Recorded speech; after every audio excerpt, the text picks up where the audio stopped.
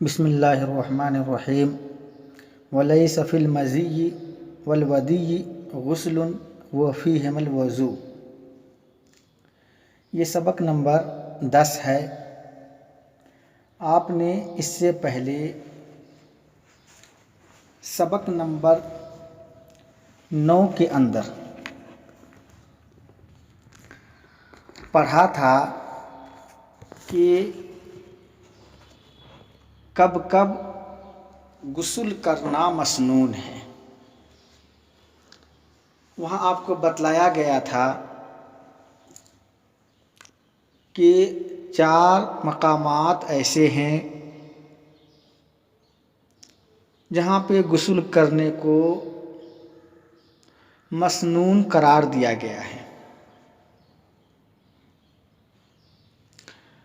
آج کے سبق میں ایک تو مزی اور ودی کے متعلق بتلایا جائے گا کہ اس کا کیا حکم ہے،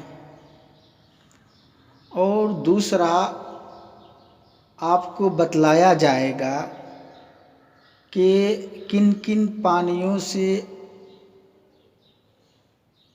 طہارت حاصل کرنا درست ہے اور کس پانی سے طہارت حاصل کرنا درست نہیں ہے۔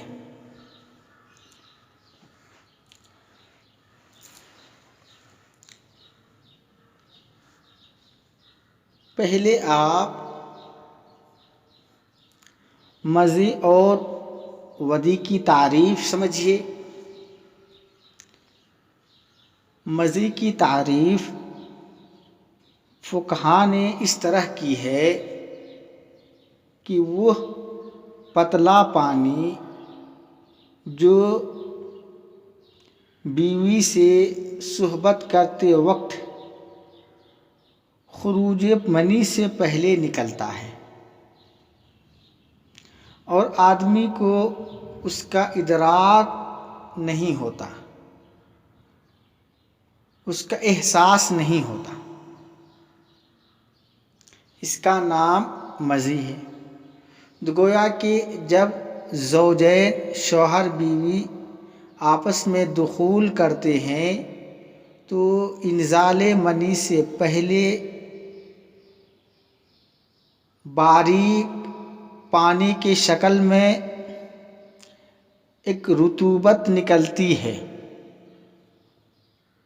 اسی رطوبت کو مزی کہا جاتا ہے۔ دوسری چیز ودی ہے۔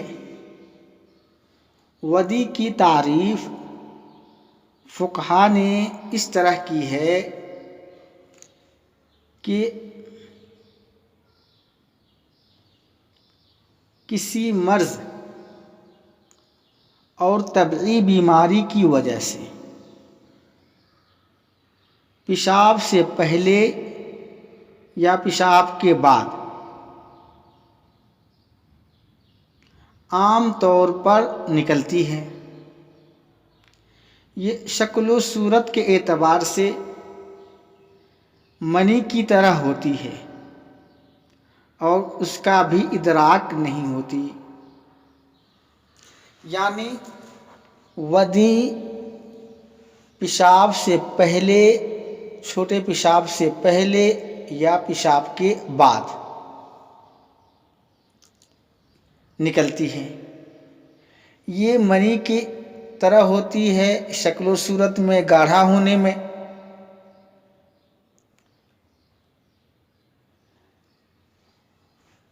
البتہ منی صحبت کی صورت میں نکلتی ہے اور ودی پیشاب کے وقت نکلتی ہے۔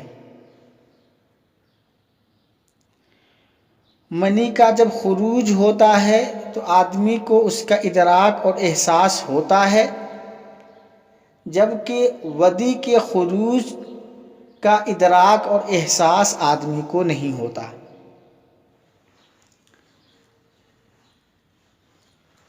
اور ودی کو فی زماننا یعنی آج کے دور میں دھات کی بیماری بھی کہی جاتی ہے۔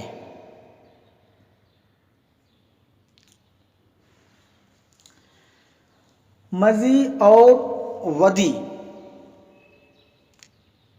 اگر ان دونوں کا خروج ہو جائے تو آدمی پر غسل واجب نہیں ہوتا ہے، بلکہ آدمی پر وضو واجب ہوتا ہے۔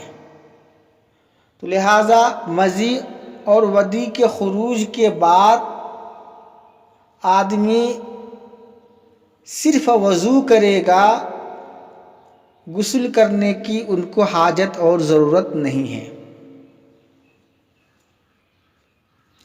اب ایک سوال پیدا ہوتا ہے کہ مزی اور ودی جب ان دونوں سے وضو واجب ہوتا ہے تو ان دونوں کا تذکرہ وضو کے باب میں ہونا چاہیے، نواقض وضو کے تحت میں ہونا چاہیے، نہ کہ غسل کے تحت۔ اس کا جواب یہ ہے کہ ان کا تذکرہ تو اصلاً نواقض وضو کے ساتھ ہی ہونا چاہیے، لیکن وہاں تذکرہ نہ کرنے کی وجہ یہ ہے کہ مزی اور ودی کے مسئلے میں بعض ائمہ کا اختلاف ہے، اور وہ مزی اور ودی کی صورت میں وجوب غسل کے قائل ہیں۔ انہی کی تردید کے لیے صاحب قدوری رحمۃ اللہ علیہ نے اس کو غسل کے باب میں بیان کیا، اور غسل کے باب میں بیان کرنے کے بعد اس پر وضاحت کی کہ لیس فی المزی والودی غسل وفیہما الوضوء، یہ کہا کر تردید کر دی کہ یہ کہنا کہ مزی اور ودی کی صورت میں غسل واجب ہوتا ہے درست نہیں ہے۔ گویا کہ ان لوگوں کی تردید کے لیے ان کو غسل کے باب میں لایا اور پھر ان لوگوں کی تردید کی۔ اس پر دوسرا اعتراض ودی کے مسئلے پر ہوتا ہے کہ ودی کا خروج پیشاب کے وقت پیشاب سے پہلے یا پیشاب کے بعد میں ہوتا ہے۔ تو جب پیشاب کے اور عموماً پیشاب کے بعد ہوتا ہے ان کا خروج، تو جب پیشاب کے وقت ان کا خروج ہوتا ہے تو پہلے مسئلہ گزرا ہے کہ ما خرج من السبیلین میں سے پیشاب کرنے کی وجہ سے اس پر وضو واجب ہو گیا، تو الگ سے ودی کی صورت میں وجوب وضو کا حکم لگانے کا کیا فائدہ ہے؟ اعتراض کا خلاصہ یہ ہے کہ جب ودی کا خروج پیشاب کے وقت میں ہوتی ہے تو پیشاب کی وجہ سے آدمی پر پہلے ہی وضو واجب ہو گیا، اب ودی نکلے نہ نکلے اس پر وضو واجب ہے، تو اس پر تو پہلے سے ہی پیشاب کی وجہ سے وضو واجب ہے، تو پھر یہ کہنے کی کیا حاجت اور ضرورت پڑی کہ ودی سے وضو واجب ہو جاتا ہے؟ اس کا جواب یہ ہے کہ پیشاب کی وجہ سے آدمی پر وضو واجب ہوتا ہے، یہ حقیقت ہے، لیکن کبھی کبھار ایسا بھی ہوتا ہے کہ پیشاب کے ساتھ آدمی کو ودی نہیں آتی، پیشاب کے ساتھ ودی کا خروج نہیں ہوتا، بعد میں کچھ وقفے کے بعد اس کا خروج ہوتا ہے۔ مثلا ایک آدمی نے پیشاب کیا، پیشاب کرنے کے بعد اس نے وضو کر لیا، وضو کرنے کے بعد پھر اس آدمی کو ودی آ رہی ہے، پھر ودی کا خروج ہو رہا ہے، تو ایسی صورت میں اس آدمی کا کیا ہوا وضو ٹوٹ جائے گا اور اس پر نیا وضو واجب ہوگا۔ اس لیے اس کو ما خرج من السبیلین میں پیشاب کے ساتھ مقید نہیں کیا، الگ سے ان کو بیان کر دیا۔ خلاصہ یہ نکلا کہ وضی اور مزی دونوں صورت میں وضو واجب ہوتا ہے، غسل واجب نہیں ہوتا ہے۔ اسی بات کو صاحب کتاب نے فرمایا کہ وَلَيْسَ فِي الْمَزِيِّ وَالْوَدِيِّ غُسْلٌ، مزی اور ودی میں غسل واجب نہیں ہے، وَفِيهِمَا الْوُضُوءُ، ان دونوں میں وضو واجب ہے۔ وَالطَّهَارَةُ مِنَ الْأَحْدَاثِ جَائِزَةٌ بِمَاءِ السَّمَاءِ وَالْأَوْدِيَةِ وَالْعُيُونِ وَالْآبَارِ وَمَاءِ الْبِحَارِ۔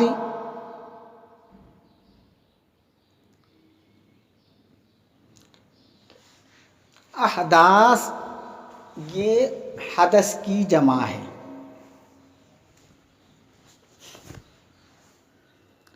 احداث حدث کی جمع ہے۔ حدث کہتے ہیں وہ ناپاکی جس کی خروج کی وجہ سے آدمی پر غسل یا وضو یا اس کا نائب تیمم لازم ہو جائے، تو حدث کہتے ہیں اس ناپاکی کو جس کی خروج کی وجہ سے، جس کے نکلنے کی وجہ سے آدمی پر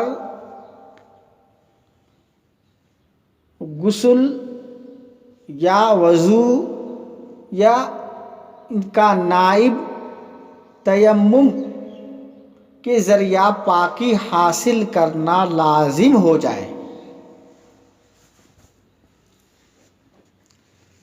اب یہ دیکھیے حدث کی دو قسمیں ہیں، آپ لوگوں نے پڑھا ہوا ہے، مختصراً آپ کے سامنے بیان کیا جاتا ہے کہ حدث کی دو قسمیں ہیں۔ نمبر ایک حدث اکبر،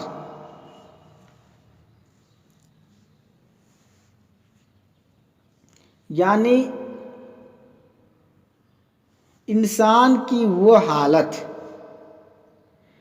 جس میں وہ بغیر غسل یا تیمم کیے نہ نماز پڑھ سکتا ہو، نہ قرآن کی تلاوت کر سکتا ہو اور نہ قرآن کو چھو سکتا ہو، یعنی وہ حدث، وہ ناپاکی جس کے خروج کی وجہ سے انسان پر غسل فرض ہو جائے۔ اگر غسل کرنے پر قادر نہ ہو تو اس کا بدل تیمم فرض ہو جائے، اس کا نام حدث اکبر ہے۔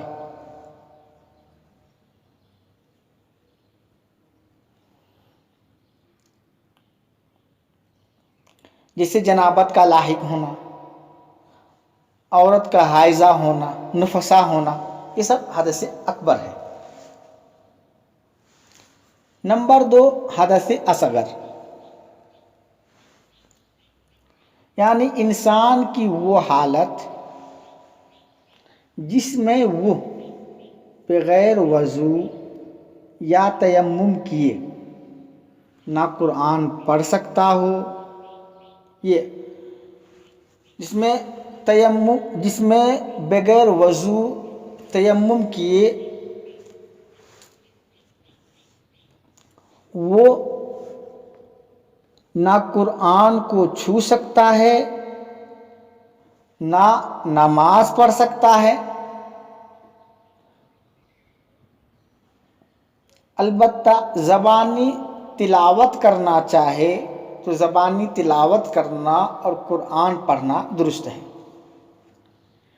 خلاصہ یہ ہوا کہ حدث اصغر یعنی وہ ناپاکی جس کی خروج کی وجہ سے آدمی بغیر وضو کیے یا بغیر تیمم کیے اگر وضو پہ قادر نہ ہو نماز نہیں پڑھ سکتا، قرآن نہیں چھو سکتا۔ البتہ زبانی قرآن شفوی قرآن پڑھنا درست ہے۔ خلاصہ یہ ہے کہ جس پر وضو یا اس کا نائب تیمم واجب ہو اس کا نام حدث اصغر ہے۔ اب اگر کسی آدمی کو حدث لاحق ہو جائے، چاہے حدث اصغر ہو یا حدث اکبر ہو، حدث اکبر میں غسل واجب ہوتا ہے اور حدث اصغر میں وضو واجب ہوتا ہے۔ اس سے پہلے صاحب کتاب نے فرائض وضو، سنن اور مستحبات وضو اور ساتھ میں نواقض وضو کو بیان کر دیا۔ پھر اس کے بعد فرائض غسل، سنن غسل، کن کن مقامات پر غسل کرنا مسنون ہے ان کو بیان کیا، ساتھ میں نواقض غسل کو بیان کر دیا۔ اب یہاں سے پاکی کے لیے جو آلہ ہے پانی، کہ کس کس پانی سے طہارت حاصل کرنا درست ہے اور کس پانی سے طہارت حاصل کرنا درست نہیں ہے، اس کو بیان کر رہے ہیں۔ تو صاحب کتاب نے پہلے وضو اور غسل کو بیان کر دیا۔ اب وضو اور غسل آدمی کس پانی سے کر سکتا ہے، وضو کی طہارت، غسل کی طہارت آدمی کس پانی سے حاصل کر سکتا ہے، اسی بات کو آگے صاحب کتاب بیان کر رہے ہیں۔ اب ایک بات یاد رکھیے، کل 7 طرح کے پانی ایسے ہیں، کل 7 طرح کے پانی ایسے ہیں جن سے طہارت حاصل کرنا جائز ہے، جس سے وضو اور غسل کرنا جائز ہے، وضو اور غسل کی طہارت حاصل کرنا درست ہے۔ وہ 7 پانی کیا ہیں؟ نمبر 1 ماء السماء، آسمان کا پانی، بارش کا پانی۔ نمبر 2 ماء النہر، نہر کا پانی، چھوٹے نالے کا پانی جو بہتا ہوا ہو۔ نمبر 3 ماء البئر، کنویں کا پانی۔ نمبر 4 ماء البحر، سمندر کا پانی۔ نمبر 5 ماء العین، چشمے کا پانی۔ نمبر 6 ماء الثلج، برف کا پانی، برف کا پگھلا ہوا پانی۔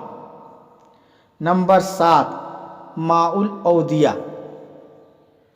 وادی کا پانی، صحرا کا پانی۔ یہ کل 7 طرح کے پانی ایسے ہیں جس سے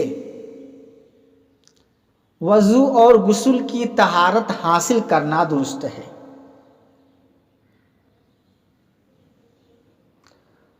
اللہ تبارک و تعالی آسمان کے پانی سے متعلق ارشاد فرماتے ہیں وَأَنزَلْنَا مِنَ السَّمَاءِ مَاءً طَهُورًا، کہ ہم نے آسمان سے پاک پانی نازل کیا۔ تو آسمان سے نازل ہونے والا پانی، آسمان سے اترنے والا پانی، اس کو ہم بولتے ہیں بارش کا پانی، اسی کا نام ماء السما۔ اور اسی کے حکم میں، ماء السما کے حکم میں، ماء البیر کنویں کا پانی، ماء العین چشمے کا پانی، ماء الثلج برف کا پانی، ماء الاودیہ وادی صحرا کا پانی، یہ سب کے سب ماء السما میں داخل ہے۔ تو گویا کہ وَأَنزَلْنَا مِنَ السَّمَاءِ مَاءً طَهُورًا کے اندر بارش، کنواں، چشمہ، برف اور صحرا، ان پانچوں کے پانچوں پانی داخل ہے۔ تو ان پانچوں پانی کی طہارت ہمیں اللہ کی اس کی نازل کی ہوئی آیت وَأَنزَلْنَا مِنَ السَّمَاءِ مَاءً طَهُورًا سے ثابت ہوئی۔ سمندر کے پانی کے بارے میں اللہ کے نبی صلی اللہ علیہ وسلم نے ارشاد فرمایا هُوَ الطُّهُورُ مَاؤُهُ، هُوَ الطُّهُورُ مَاؤُهُ وَالْحِلُّ مَيْتَتُهُ، کہ سمندر کا پانی پاک ہے، اس کا مردار حلال ہے۔ اور اسی کے حکم میں ماء النہر بھی ہے، گویا کہ ماء النہر اور ماء البحر، ان دونوں کے پانی کے پاک ہونے کا حکم هُوَ الطُّهُورُ مَاؤُهُ وَالْحِلُّ مَيْتَتُهُ، جو اللہ کے نبی صلی اللہ علیہ وسلم کا فرمان ہے، اس سے ثابت ہے۔ تو کل یہ 7 طرح کے پانی ہیں جس سے وضو اور غسل کی طہارت حاصل کرنا درست ہے۔